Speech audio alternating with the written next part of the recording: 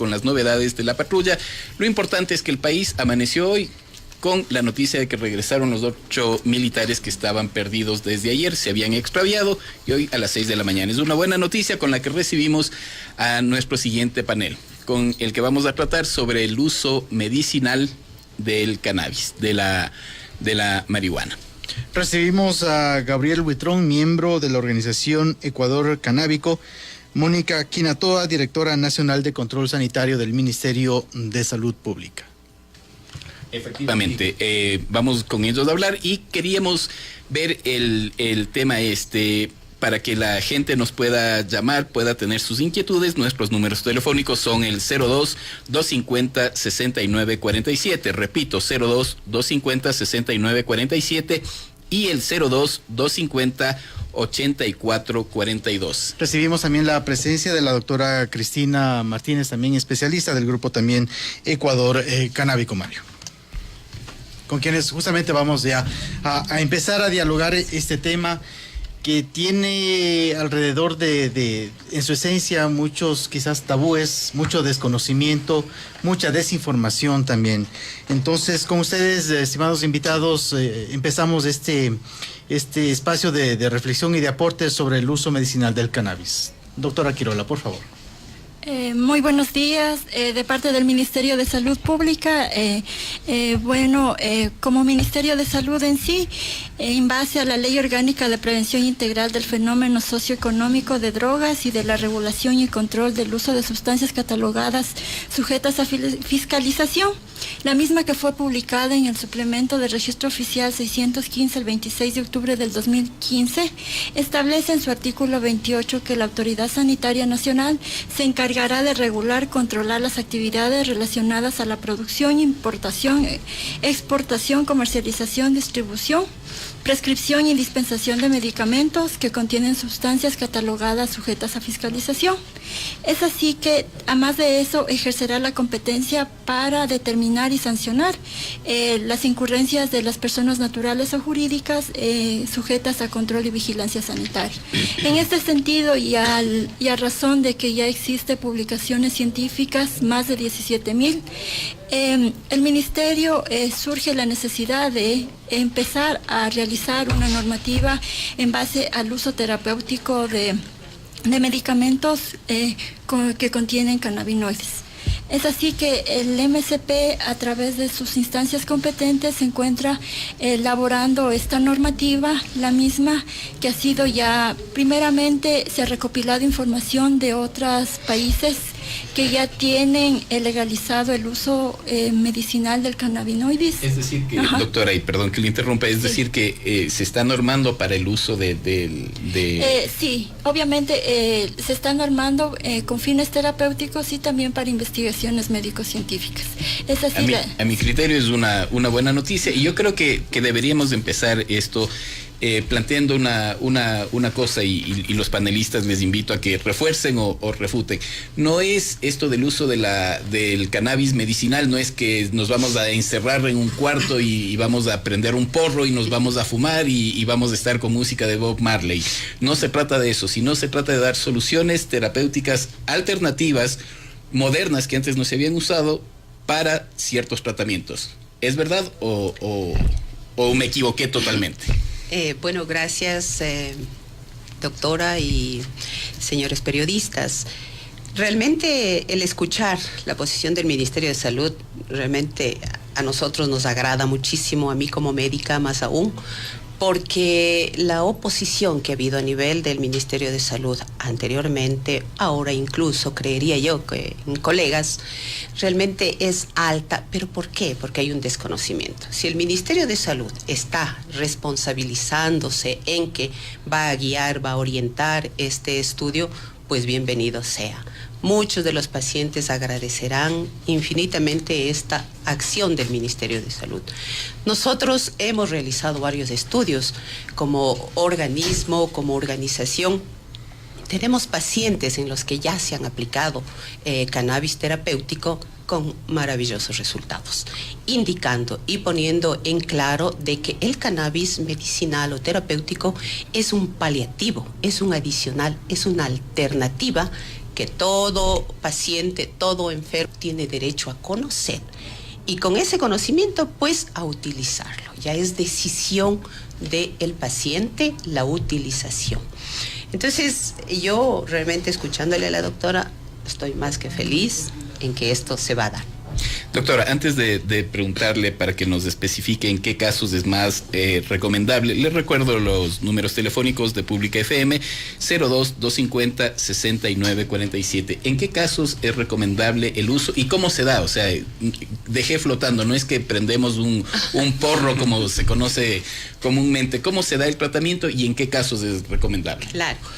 Ahora, el tratamiento está específicamente avalizado y científicamente comprobado que se lo utiliza mucho en enfermedades degenerativas, especialmente hablamos de problemas de tumores cerebrales, hablamos de cáncer en general, hablamos de procesos, incluso en la diabetes, mire usted, en epilepsias, tenemos casos en dermatitis que ya están más que abarrotadas de tanto crema, tanto antibiótico que le pusieron y el paciente ya no tiene una cura racional, entonces se le cambia el producto y vaya a ver usted, tenemos efectos maravillosos. Entonces, el abanico de opciones médicas es bastante grande. Por supuesto, aclarando que esto es paliativo, es adicional, es complementario a la medicina tradicional. Gabriel, ¿cómo un poco incentivar desde la comunidad médica, inclusive de la propia sociedad, el hecho de desmitificar el uso del cannabis para temas medicinales? Bueno, creo que esa es una lucha histórica que se ha venido dando en el país también, ya podemos hablar de eso. Ha sido un proceso desde que las organizaciones sociales comenzaron a luchar por el uso lúdico y recreativo, también por lo industrial y también por lo medicinal, desde ya hace unos 8 años que se inició la Marcha Mundial de la Marihuana que tuvimos también hace pocas semanas aquí en el país, y que de alguna manera surge de exigencias populares que tienen ya respaldo en su praxis más que en la evidencia científica, ¿no? Mucha gente que ha utilizado tradicionalmente y que un poco, aparte de ese velo de miedo, de oscuridad, de ignorancia que se ha supuesto sobre esta planta y sobre esta sustancia, muchas personas la han comenzado a usar al margen de la ley, también para usos tradicionales y terapéuticos. Hay gente que compraba y le ponía en trago y luego lo utilizaba para frotarse en las articulaciones, para artritis, etcétera, para artrosis. Entonces hay gente que le ha dado resultado, hay gente que, por ejemplo, tiene una exigencia profunda para casos muy sensibles como la epilepsia refractaria en niños. Y todos esos casos han ido durante todos estos años de lucha, de movilización, de exigencia, de contactos también con la comunidad médica, con instituciones públicas, han ido creando un margen que nos permite llegar a este momento en el que también nos parece interesante como organizaciones sociales que el Ministerio de Salud se esté planteando ya una regulación de los medicamentos que contengan cannabinoides, porque eso es aceptar la veracidad científica y también los usos que ya muchísimas personas le han estado dando también en nuestro país. Entiendo, ingeniera Quirola, que la expresidenta de la Asamblea y actual asambleísta Gabriela Rivadeneira propuso un proyecto de ley para la regularización del cannabis bajo uso medicinal. ¿Cómo está trabajándose eso desde el Ministerio de Salud? ¿Cómo se está impulsando? Entiendo que el Ministerio autoriza el cultivo del cannabis para la producción de medicamento, pero dárselo bajo prescripción médica. ¿Me corrige si estoy mal? Sí, básicamente estamos, como Ministerio de Salud trabajando en 2 reglamentos. El uno es para uso terapéutico, para prescripción, dispensación de medicamentos y productos naturales procesados de uso medicinal y que contengan cannabinoides. Ese es el reglamento que ya les había mencionado, que estamos ya avanzado bastante. Se ha hecho ya la primera socialización internamente con el Ministerio de Salud, las instancias que se involucran, como son la Dirección Nacional de Medicamentos, la Dirección Mental, la Agencia Nacional de Regulación, Control y Vigilancia Sanitaria ARSA y la otra agencia que es la Agencia de Aseguramiento de la Calidad de Salud de Medicina Prepagada ACES.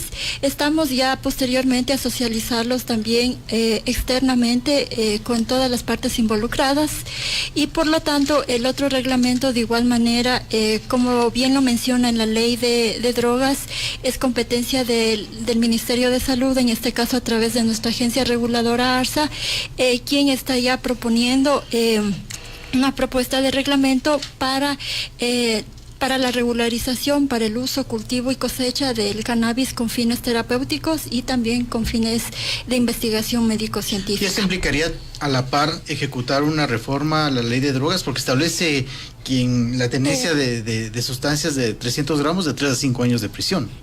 Sí, bueno, básicamente estamos trabajando, como ustedes tienen conocimiento, igual la CETED va a formar una parte para el Ministerio de Salud, otra parte para el Ministerio del Interior, entonces igual también estamos trabajando en las competencias que será otorgada al Ministerio de Salud, conjuntamente igual con la ley de drogas, porque en sí, de todas las reuniones que hemos tenido, sí tenemos que instar a otros organismos a que formen parte de esta regulación, porque muy bien el Ministerio de Salud Pública como tal se encargaría del cultivo, de la producción, y en este caso para fines terapéuticos, pero en sí el cultivo lo estamos manejando a ver si es que la entidad, como en este caso sería competencia del Ministerio de Agricultura y Ganadería. Ahora, podría ser el INIAP. Una cosa, aquí tengo un par de informes. Tengo una amiga que tiene una niña de 15 años que utiliza el cannabis medicinal y ella me estaba dando argumentos. Yo le pedí argumentos y me dice: la medicina convencional genera daños en otros órganos con el paso del tiempo y generalmente en personas que nacen con discapacidad. Es terrible pensar en que toda su vida van a tomar algo para evitar una convulsión, por ejemplo, pero que luego habrá problemas en otros órganos. Y segundo, hay medicamentos convencionales que atontan para causar efecto, mientras que el cannabis no lo hace. Las personas están lúcidas durante su tratamiento. Y me manda también unos estudios de la OMS que dice que el cannabis es una planta, su aceite no es una droga, y eso ya lo ha dicho la Organización Mundial de la Salud, que declara en un informe la OMS que la marihuana medicinal no tiene riesgos para la salud. Y finalmente la OMS avala el cannabis medicinal, afirma que no es una droga. Entonces, ¿cómo es la aplicación? ¿Cómo es el tratamiento? ¿Qué se puede enfrentar? Por ejemplo, un paciente que padece de cáncer, que tiene sus quimioterapias, que tiene su tratamiento, pero quiere un extra, algo más, un paliativo. ¿Cómo es el tratamiento, doctora? Si nos puede dar detalles. Mire, antes de concluir, de dar respuesta a su pregunta, hay varias cosas que son tan importantes. El hecho es que muchos de los pacientes llegan al cannabis o llegan a nosotros, a esta alternativa, cuando ya no tienen opción ni solución con la medicina convencional. Cierto es lo que dice la señora, los efectos indeseables que tiene la medicina química realmente son horrorosos. Problemas hepáticos, problemas renales, problemas mentales, además un gasto económico terrible. Entonces, el cannabis, nosotros como parte de este proceso de que se autorice el autocultivo, lo que queremos es que muchos de los pacientes, incluida su amiga, tenga la posibilidad de tener en su casa la posibilidad de tener un autocultivo. Nosotros les vamos a enseñar cómo procesar, cómo hacer el aceite, que por supuesto ahí también estaría el Ministerio de Salud, en que aquellos pacientes que requieran este tipo de aceite tienen el aval, tienen la protección, hablemos de sí, en sí. Entonces, podríamos incluso al Estado disminuyendo costos que realmente el Estado ahora tiene muchísimos. ¿Establecerán una guerra las farmacéuticas en tal caso, doctora? Pues no sería una guerra, porque al final las farmacéuticas son poderes grandotes, nosotros somos chiquitos que lo único que haremos una es guerra de guerrillas. Una guerrita.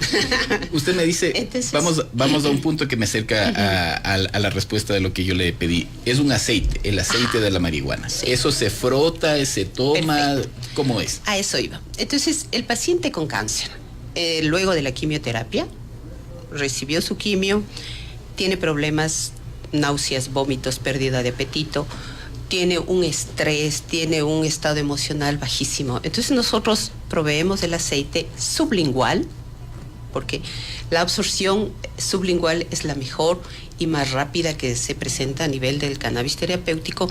Y que es interesante aquí es que al ser 2 gotitas, 4 gotitas, con eso es suficiente. No estamos generando ningún problema de toxicidad e incluso ningún problema de reacciones fuera de lo común. Inclusive he leído, doctora, que no es recomendable médicamente fumar la marihuana.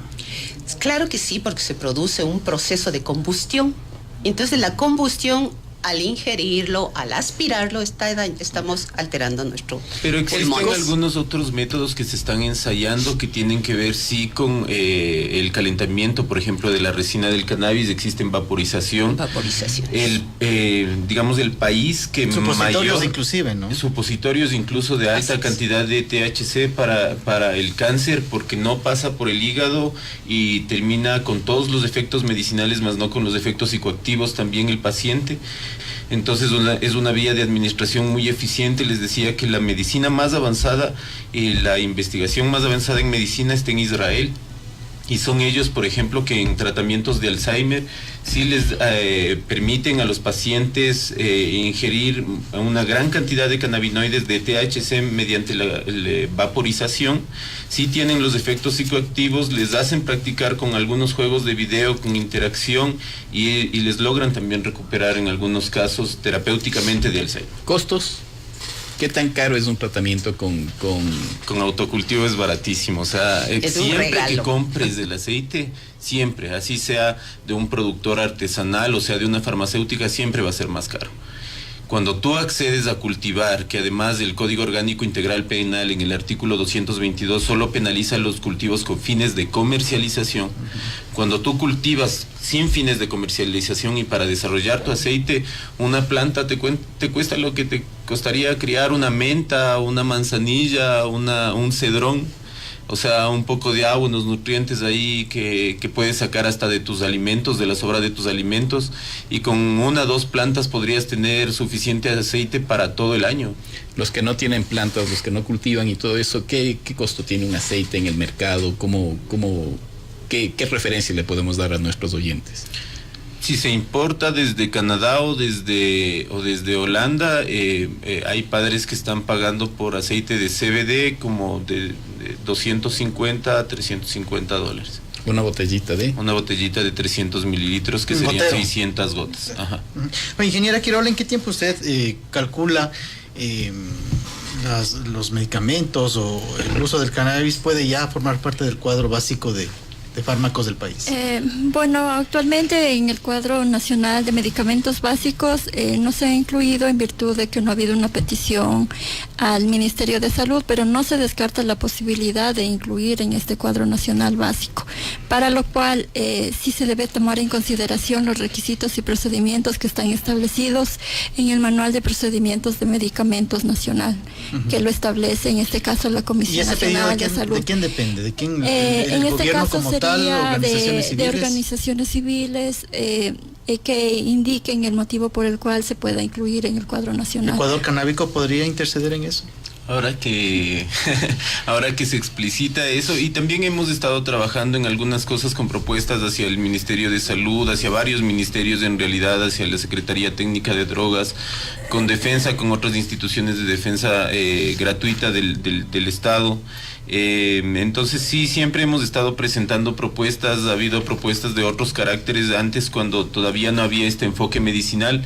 Este enfoque medicinal es bastante nuevo dentro del Estado, digo dentro de las estructuras del Ministerio de Salud, se discute recientemente, o sea, esta información, por ejemplo, que ya se suelte públicamente desde representantes del Ministerio, a nosotros también esta mañana nos impacta de alguna manera y nos llena de esperanzas para saber que existe una posibilidad de tratar esto desde la veracidad científica, desde la evidencia, es lo que pedimos. Y con esta buena noticia queríamos despedirnos, queremos agradecer al panel. Y la intención de este programa es generar un poco de debate, generar un poco de conocimiento. Creo que con el cruce de ideas se llega al conocimiento. La buena noticia, el ministerio está trabajando en una forma de legalizar y de normar el uso del cannabis terapéutico. El autocultivo sería una solución muy económica. Nos vamos con esta buena noticia y sobre todo tratando de desmitificar algo. No es un asunto que vamos a hacer una fumatón ni nada, sino son cosas que se pueden ayudar a mejorar la calidad de vida de un paciente con una enfermedad crónica. Javier, muchas gracias. Un buen fin de semana para los invitados, para también nuestros oyentes. Les esperamos el próximo lunes en Sala de Redacción. Y ahora les dejamos en La Hueca de la Lengua con Ataúlfo Tobar. Gracias por su sintonía. Buen día, buen fin de semana. Gracias.